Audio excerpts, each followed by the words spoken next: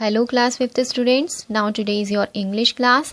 In our last class I taught you the chapter number 4, the scuba diving experience. In this chapter I explained you about the Andaman and Nicobar island and the scuba diving of this island. Now today we are going to complete the book exercise of this chapter. And the first exercise is let's try one from your course book on page number 50. Now let's read the clues and choose the correct word from the lesson. One has been done for you. यहाँ पर आपको जो clues दिए हैं उन्हें reach करना है और उसके लिए करेक्ट वर्ड लिखना है.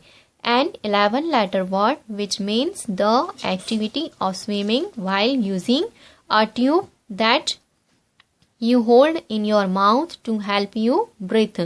एक ऐसा 11 लेटर का वर्ड जिसमें एक स्विमिंग की एक ऐसी एक्टिविटी शामिल होती है जिसमें एक ट्यूब का यूज़ किया जाता है और जिसे आपको अपने मुंह में होल्ड करके रखना पड़ता है for the breath.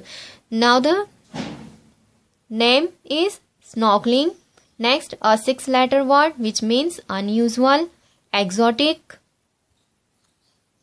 A 5 letter word which means a hard stony substance formed in the sea by groups of particular types of small animals.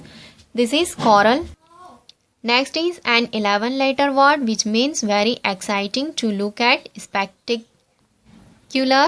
Next a 7 letter word which means seized or occupied, annexed. Next a 12 letter word which means to include something as part of a group, system, plan or etc. It is incorporated. Next a phrase which means very eager and anxious to start an activity, raring to go. Next a 7 letter word which means peaceful or pleasant. It is idyllic. Next is a 9 letter word which means scenery, landscape. Next set of 2 words which means the sport of swimming underwater with special breathing equipment. It is scuba diving. Now then let's try 2. Tick write the correct option. Now the first one is Andaman and Nicobar Island is a. Andaman and Nicobar Island जो है वह क्या है? State of India, City of India, Town in India and Union Territory of India. Now the Union Territory of India is the right answer. Then next of the 527 island, only 527 island जो है उनमें से only 45 island are inhabited, only 38 island are inhabited, all the islands are inhabited and 200 islands are inhabited. 527 island में से केवल only 38 islands inhabited है. Next is the Maratha admiral who had his base on the island in early 18th century was Kanhoji. यानी 18th century के अंदर 18th century में इस island पर अंडमान एंड निकोबार आइलैंड को कौन से मराठा एडमिरल ने अपना बेस बनाया था?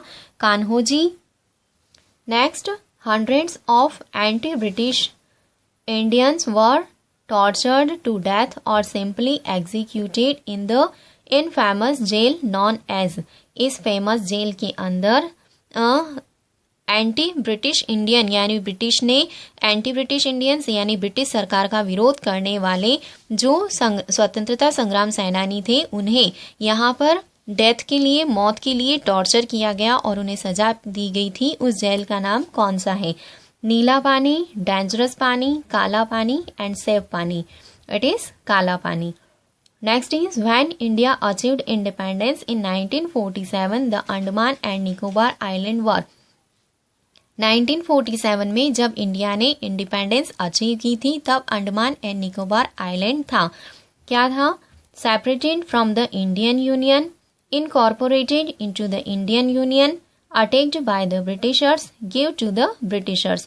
Now the answer is incorporated into the Indian Union यानी Indian Union का एक पार्ट था. Mother liked most wide open roads and polluted air, wide open roads and clean unpolluted air, narrow roads and clean unpolluted air, narrow roads and polluted air. जो अंडमान निकोबार में holidays spend करने गए थे तो उन बच्चों की जो मदर थी उन्हें वहाँ का सबसे ज़्यादा क्या चीज़ उन्हें पसंद आई थी, तो उन्हें वाइड ओपन रोड्स यानी चौड़े और खुली सड़क और क्लीन अनपॉल्यूटेड एयर, साफ और प्रदूषण से मुक्त हवा उन्हें बहुत पसंद आई थी। Now the next is let's try 3. The first question is, who is considered the first person from West to have set foot on the island? West से सबसे पहला पर्सन कौन है जिन्होंने अंडमान निकोबार आइलैंड पर सबसे पहले कदम रखा था? Now the answer is Marco Polo is the first person from west to have set foot on the island. West से मार्को पोलो नाम का व्यक्ति सबसे पहला पर्सन था जिसने इस आइलैंड पर सबसे पहले अपना कदम रखा था।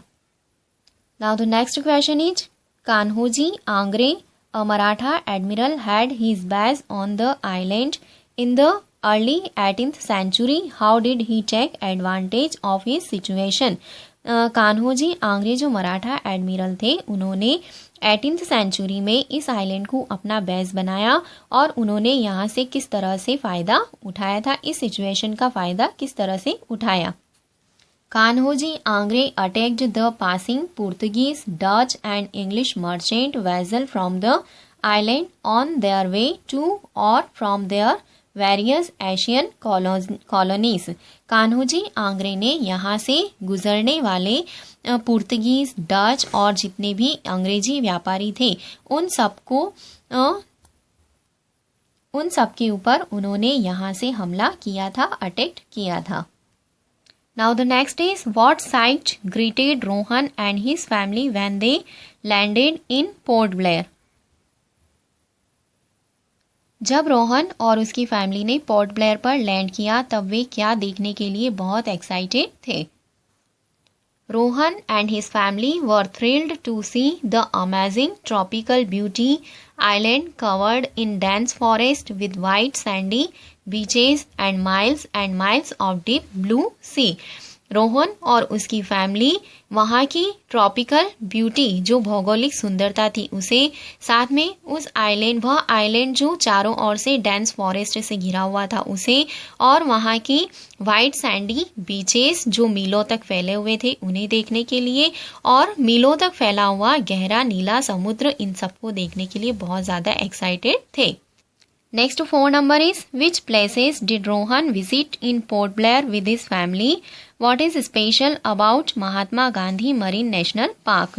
रोहन और उसकी फैमिली ने पोर्ट ब्लेयर में कौन कौन सी प्लेसेस विजिट की और Mahatma Gandhi marine national park जो था वहाँ की सबसे स्पेशलिटी क्या थी? Rohan and his family visited Marine Museum, Anthropological Museum and the Chatham Sawmill. Mahatma Gandhi Marine National Park enriched in corals, varieties of colored fishes, sea turtles and other marine life in the also a bird paradise with more than 271 varieties of birds. Rohan और उसकी family ने वहाँ पर marine museum, anthropological museum, छतम स्वमिल, Mahatma Gandhi marine national park जो जहाँ पर carols बहुत ज़्यादा मिलते हैं वह, और varieties of colour fishes, C turtles, other marine life और अन्य समुद्री जीवन, इन सब से भरा हुआ महात्मा गांधी नेशनल पार्क देखा। और Mahatma Gandhi marine national park में बहुत सारे बर्ड्स हैं जो वहाँ पर 271 से भी ज़्यादा बर्ड्स की वेराइटीज़ हैं जो उस पार्क को स्वर्ग के जैसा सुंदर बनाती है।